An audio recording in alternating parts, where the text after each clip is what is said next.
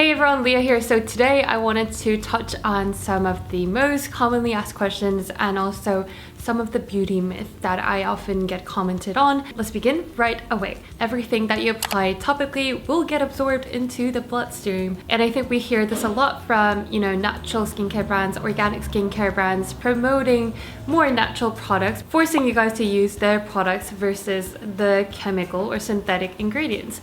And this is absolutely far from the truth. Our skin is very, very, very resilient. So let's break down the skin structure.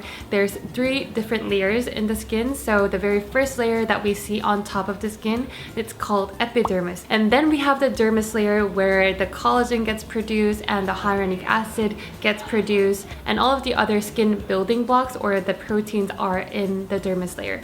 And then there's hypodermis, which is the subcutaneous tissue. But in fact, it's very, very hard for skincare products to even get past the epidermis, which is the very top layer of your skin. We have something called skin barrier system. So skin barrier is more like a very strict bouncer that works for a very exclusive VIP club. So the bouncer wants to protect its client, its guest that's already inside the club, but also they want to bounce back or refuse any other foreigners who's just trying to randomly access the club. So skin barrier is something that protects our skin from losing water or losing hydration, but also keep our skin from receiving external substances. But that also makes it very, very hard for a lot of skincare products to pass through the skin barrier. Now that's why a lot of skincare companies and cosmetic chemists and even the material companies, they always think about the delivery system. How can we deliver this vitamin C ingredient to the dermis layer? It's because it's really, really hard for vitamin C or a lot of topical actives to penetrate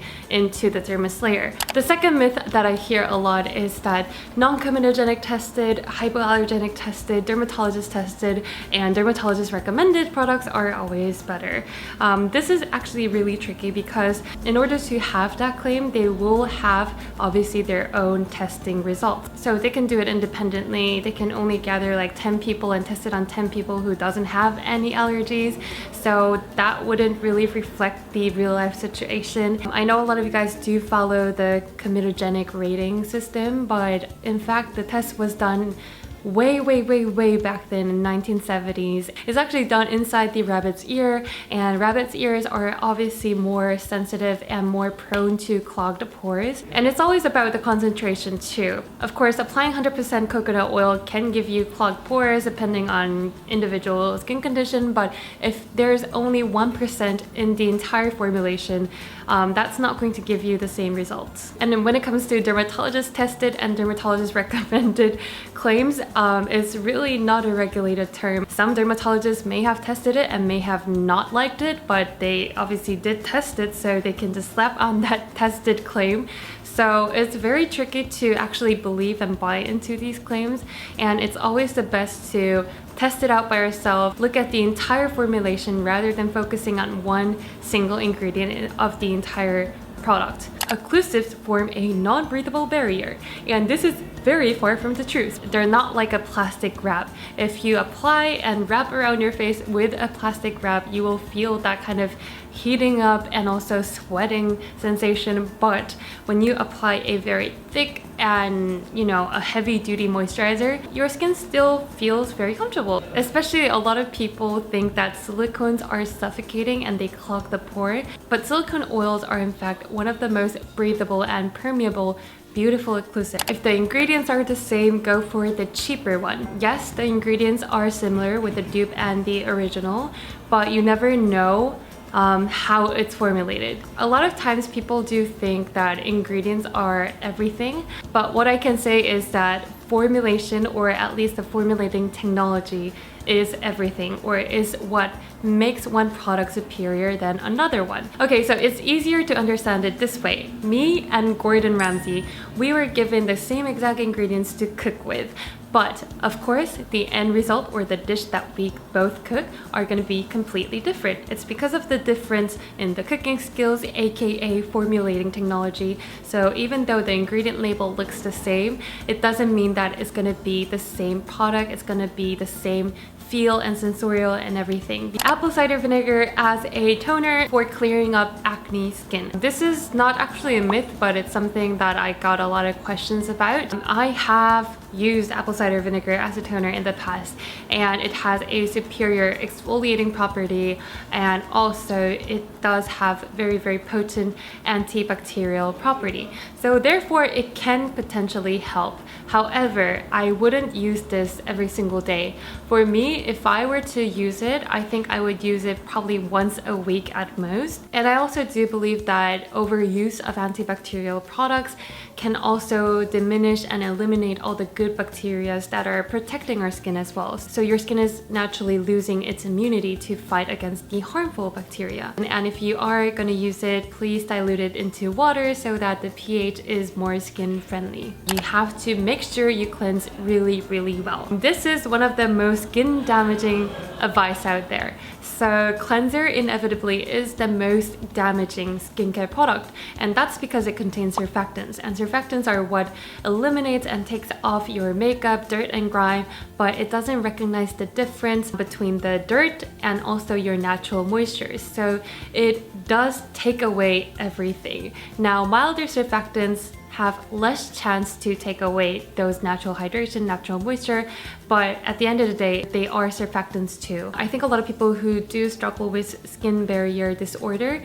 they oftentimes cleanse very obsessively. And I used to be like that too. I thought acne was coming from dirt and grime, so I was kind of like obsessively cleaning my skin. I cleansed probably 3 times a day, which was in fact damaging my skin barrier and losing and giving away hydration and water. And also I was kind of exacerbating the sensitivity. That's why a lot of you guys have been getting a lot of good results after skipping morning cleansing. And I think that's probably the easiest and the best skincare advice that I can give you guys. And when you are cleansing, just make it short and sweet. Okay, next one is a very interesting one. So darker skin tone doesn't need sunscreen. And a lot of my friends who have darker skin tones, I always ask if they've used sunscreen, and always their answer is no. Why? Because I'm dark. Do you know a thing about UVA? And I start like lecturing them. There are 2 specific UV rays that you are protecting your skin from. One is UVA and one is UVB. So the UVB ray is something that burns your skin, that kind of tans your skin. However, UVA ray is something that ages your skin. That's something that promotes hyperpigmentation, melasma, photoaging. And UVA ray exists in cloudy weather, rainy weather, every single day, so it's best to avoid the UVA ray with using a broad spectrum sunscreen.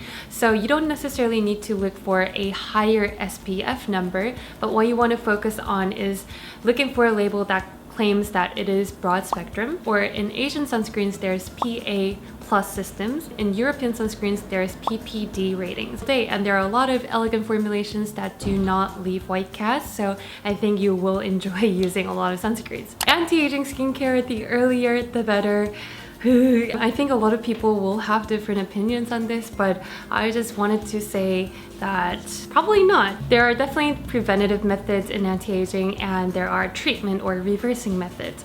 But yes, everyone should be committing to preventative methods, which includes moisturizing properly, because the drier your skin gets, more prone to wrinkles. And sunscreen, every single day sunscreen is in fact the best anti-aging skincare ever that you can apply, and not causing too much physical friction on your skin is going to help your skin to stay young and youthful. Over tugging, over rubbing, or like over dragging your skin inevitably does cause wrinkle. But when it comes to choosing skincare, you don't need to actively look for anti-aging skincare, because a lot of times they are really expensive, and a lot of times they wouldn't work because they're trying to shorten the amount of skin cellular turnover rate, and you already have it running on a very healthy rate. Your skin is regenerating, renewing, and regulating in a very optimal rate if you're in your teens or if you're in your 20s. Probably from 30s or late 20s, you might want to start looking for actives like vitamin C, and then move up to like retinoids or retinol. But all of the active ingredients that we see in the market, they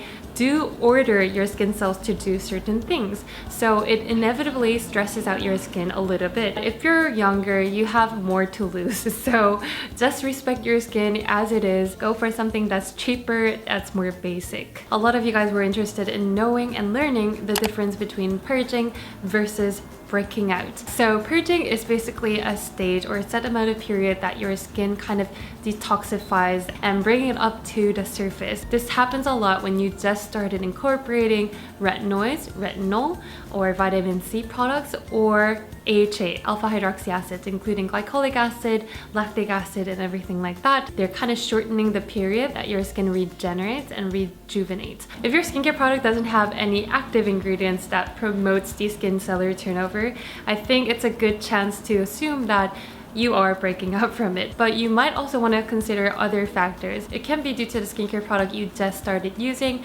but pimples don't form overnight.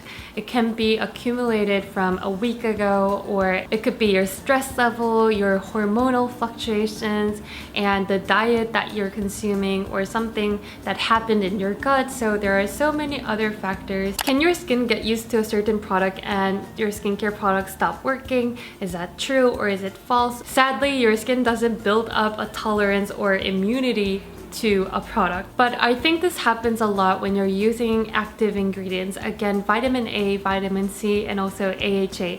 These are the active ingredients that can deliver quite a dramatic result in a short period of time. So, and if you just started using these ingredients, they will give you a very glowing result. However, it's not going to rapidly change your skin again and again. Since the result isn't as dramatic as it used to be, you'd think it's not working, but it's still progressively working. Okay, I hope this video was helpful. Please give it a big thumbs up if it was, because that will help me more than you might think.